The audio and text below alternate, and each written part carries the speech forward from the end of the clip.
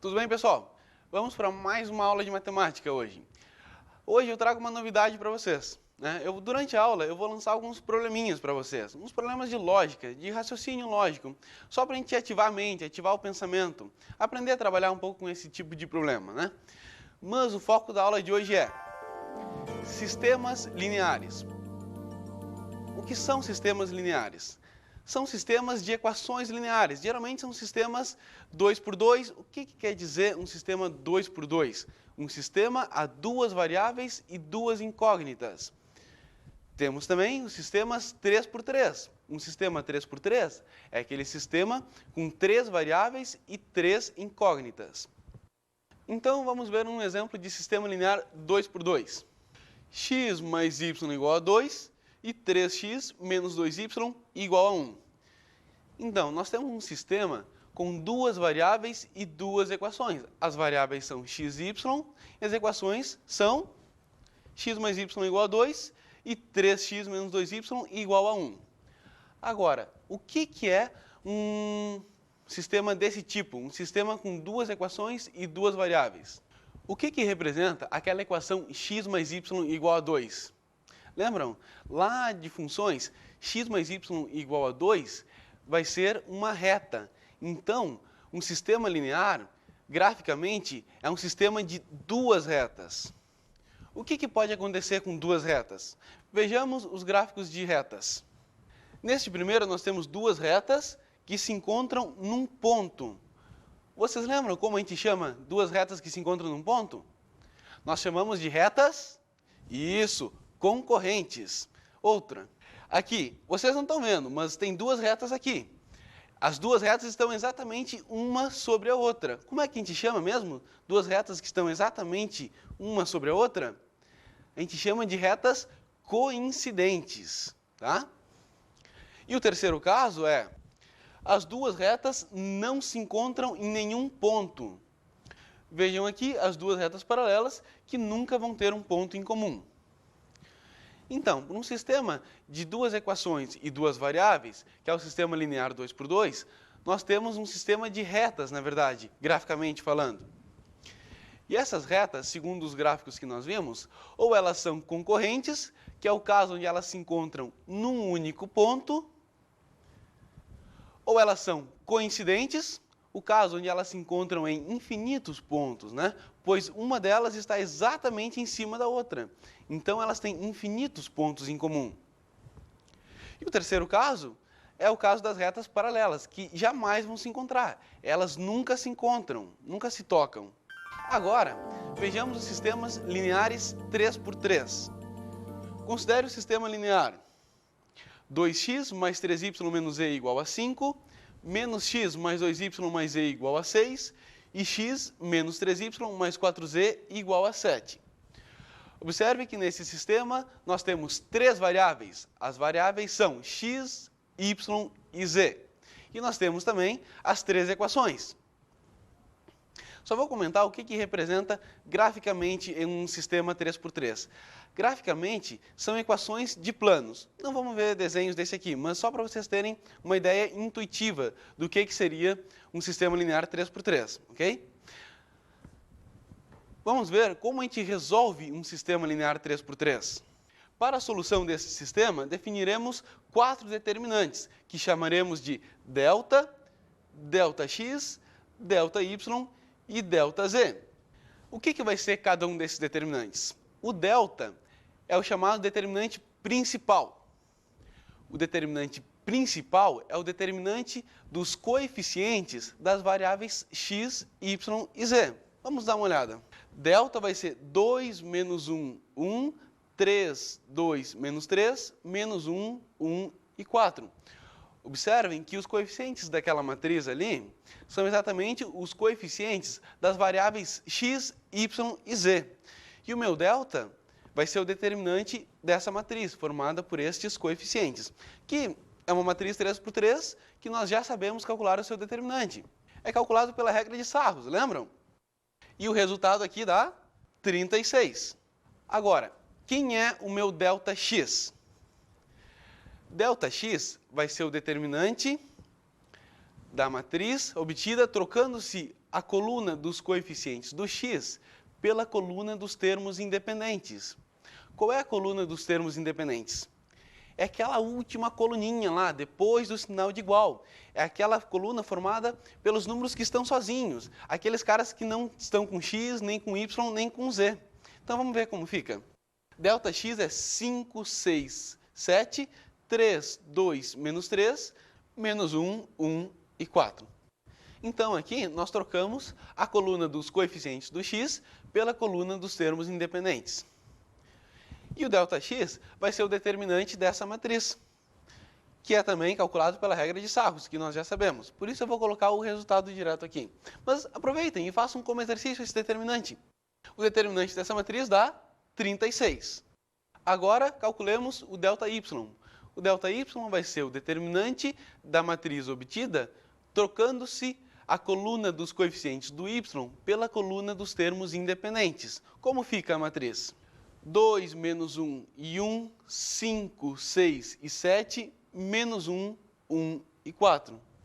Então, o resultado desse determinante vai ser o ΔY, que no caso é 72. Agora, finalmente, vamos para o ΔZ. Para o ΔZ é a mesma coisa. Troca a coluna dos coeficientes do z pela coluna dos termos independentes. Como fica a matriz? 2, 3, 5, menos 1, 2, 6, 1, menos 3 e 7. E o determinante dessa matriz vai ser ΔZ, que também, de novo, é calculado pela regra de Sarros, tá? Esse determinante deu 108. Muito bem, calculados esses determinantes delta, ΔX, ΔY e ΔZ, nós já podemos achar a solução. Como é definida a solução de um sistema linear 3×3? A solução vai ser dada por x vai ser ΔX sobre delta, y é igual a ΔY sobre delta, e por fim, z é igual a ΔZ sobre delta, né? Todos esses determinantes a gente já calculou. Delta, ΔX, ΔY e ΔZ. Basta jogar ali agora.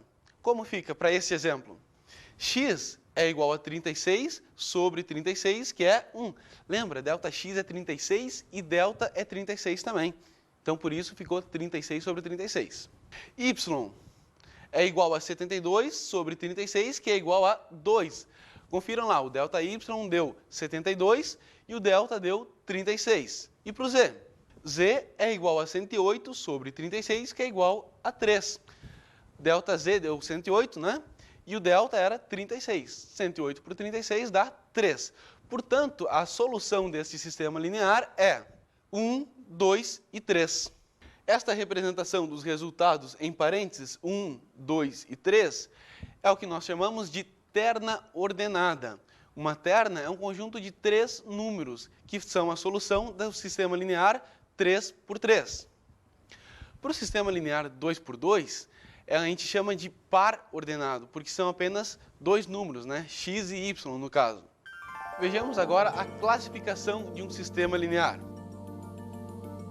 Um sistema linear pode ser classificado em sistema possível e determinado, que é aquele que tem apenas uma solução. Ele pode ser um sistema possível e indeterminado, que é aquele que tem infinitas soluções. Ou ele pode ser um sistema impossível, que é aquele que não tem solução.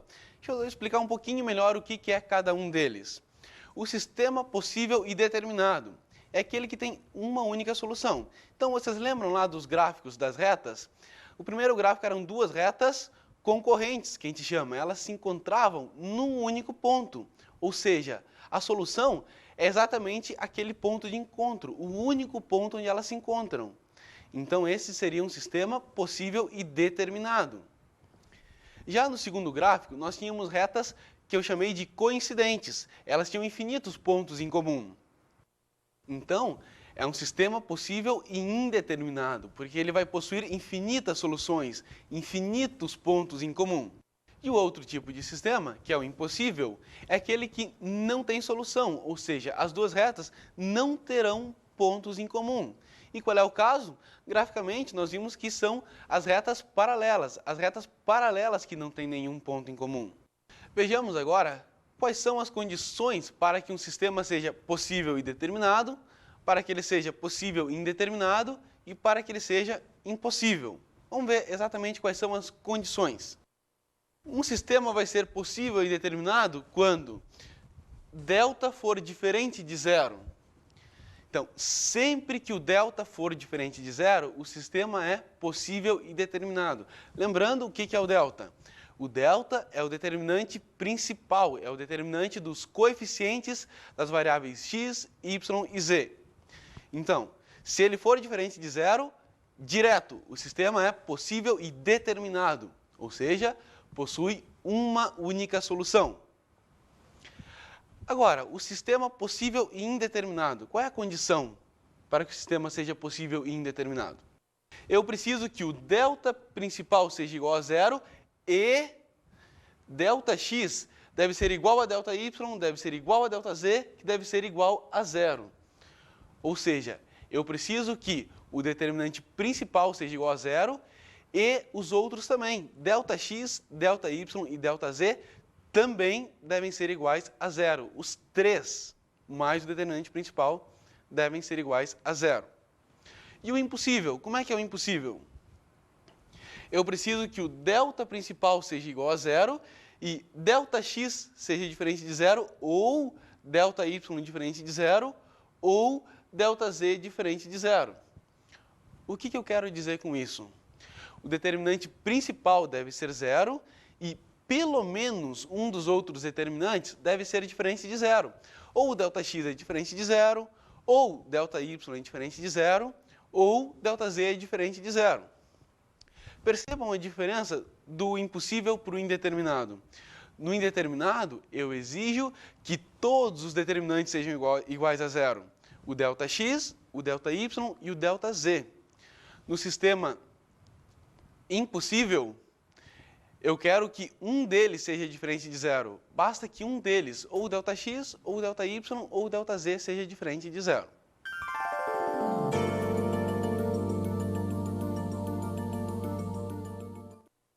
Imagine a seguinte situação. Eu e você temos a mesma quantia em dinheiro. A minha pergunta é, quanto eu devo te dar para que você tenha 10 reais a mais que eu? Dê uma pensadinha aí, rapidinho.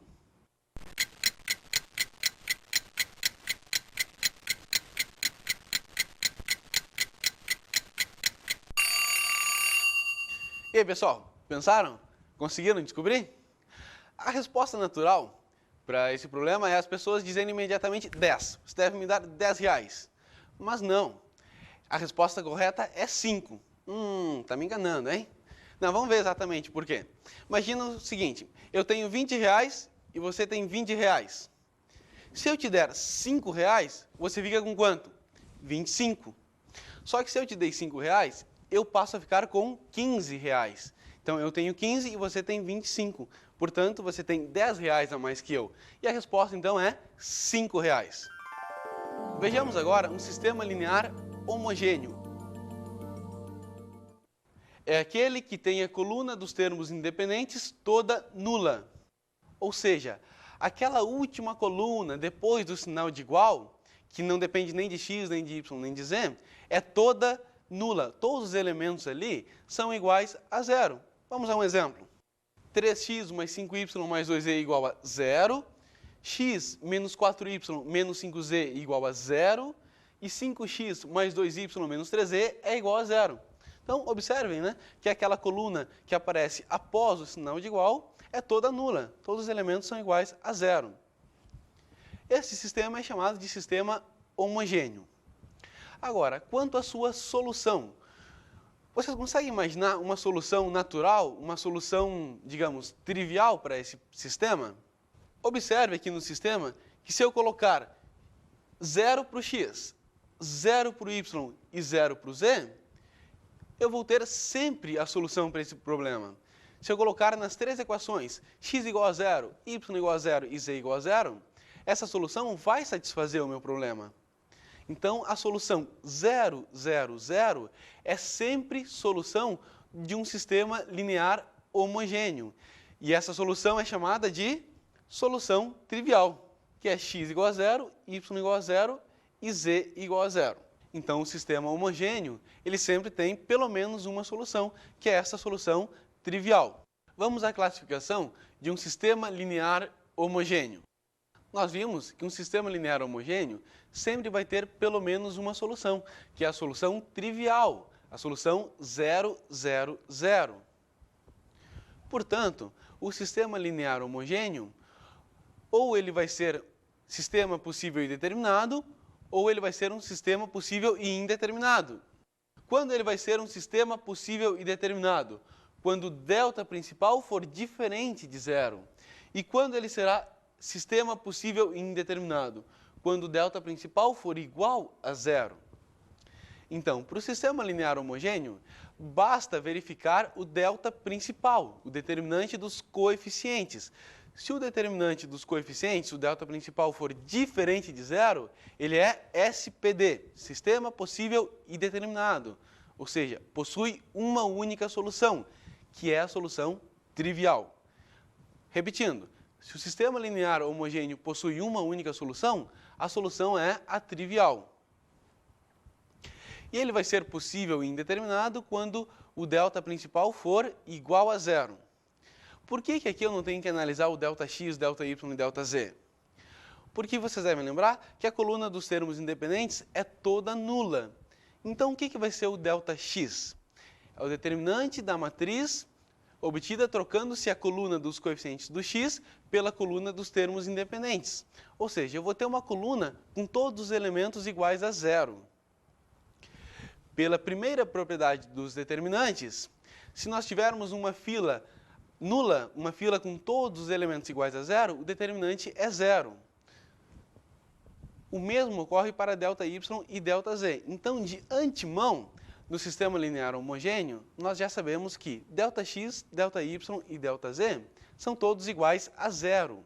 Por isso que basta verificar o delta principal, o dos coeficientes. Dando sequência a este exemplo, 3x mais 5y mais 2z igual a zero, x menos 4y menos 5z igual a zero, 5x mais 2y menos 3z igual a zero. Nós queremos classificar este sistema linear homogêneo. Ou seja, nós queremos dizer se ele é possível e determinado ou se ele é possível e indeterminado, né? Então, a classificação de um sistema linear homogêneo é dada a partir do delta principal, do determinante dos coeficientes. Vamos a ele. O delta principal é o determinante da matriz 3, 5, 2, 1, menos 4, menos 5, 5, 2 e menos 3, que é zero. Ou seja, o delta principal é zero. Então, nesse exemplo, o sistema é possível e indeterminado, possui infinitas soluções. Vamos ao seguinte exercício.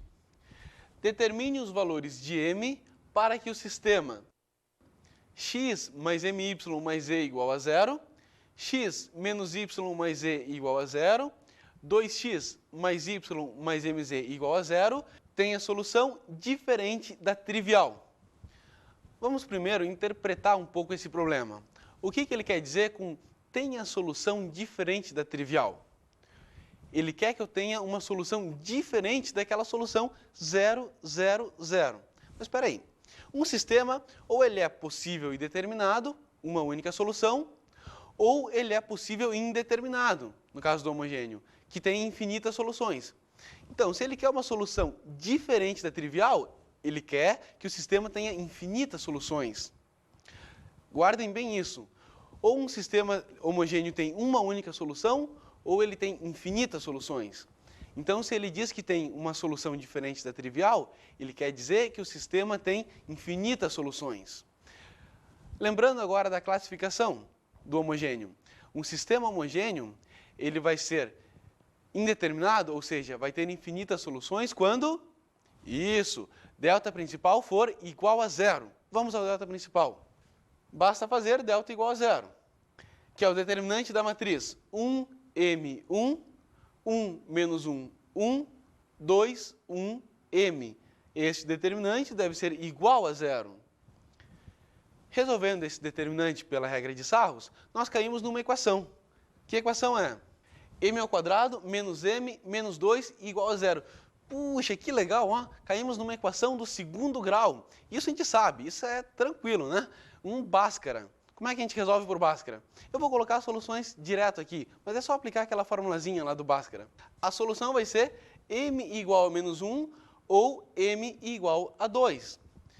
Portanto, para que aquele sistema homogêneo seja indeterminado, ou seja, tenha infinitas soluções, é preciso que o m seja igual a menos 1 ou que o m seja igual a 2.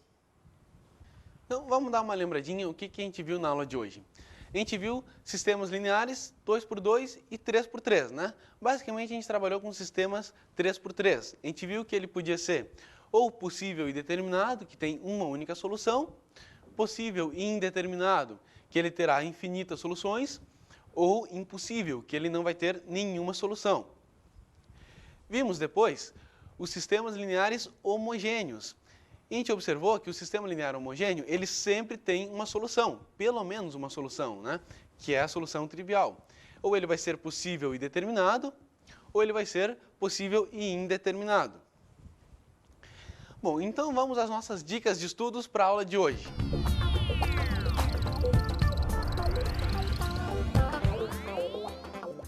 Na verdade, hoje eu quero passar mais um probleminha para vocês, mais um exercício para vocês.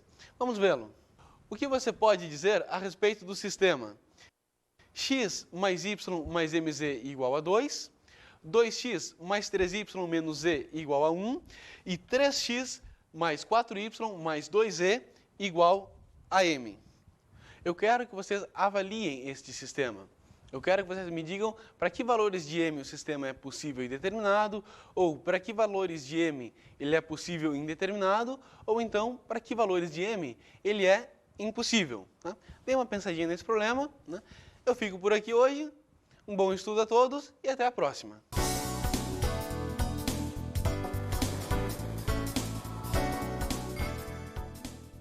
Na aula de hoje, aprendemos sobre sistemas lineares. Vimos sistemas lineares 2x2 e 3x3 e resolvemos eles com a ajuda da regra de Cramer, que era calcular aqueles determinantes, delta, ΔX, ΔY e ΔZ.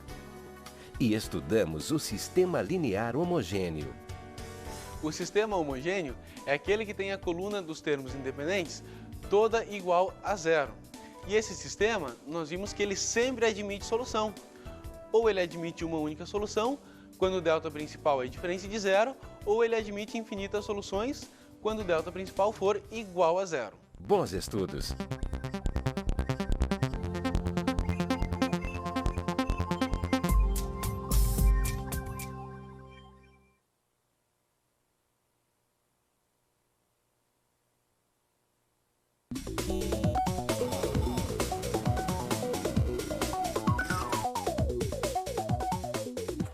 A minha dica de hoje é que o senhor trabalhe com questões de vestibular, questões que envolvam sistemas lineares homogêneos e não homogêneos, principalmente aquelas questões que pedem condições para que o sistema seja possível e determinado, possível e indeterminado ou impossível, fazendo bastante exercícios de sistemas lineares 3x3, usando a regra de Cramer, e os 2x2 são sistemas lineares simples, apenas de retas, que eles já aprenderam, já sabem calcular. Então dá bastante ênfase nos sistemas lineares 3x3, usando a regra de Cramer, nos sistemas homogêneos e não homogêneos. Uma boa aula!